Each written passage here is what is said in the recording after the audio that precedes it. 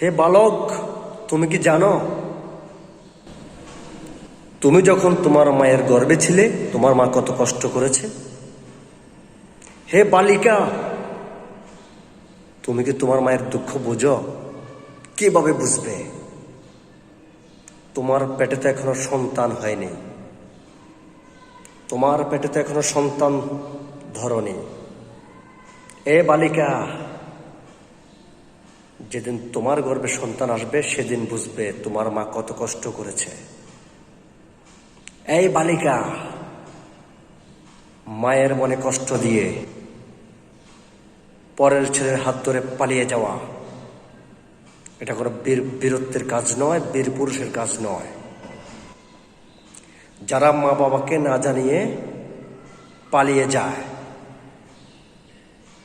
তারা মা বাবার কলিজায় আঘাত করে, লাথি মারে, আর এমন ছেলে মেয়ের পরিণাম জাহান্নাম।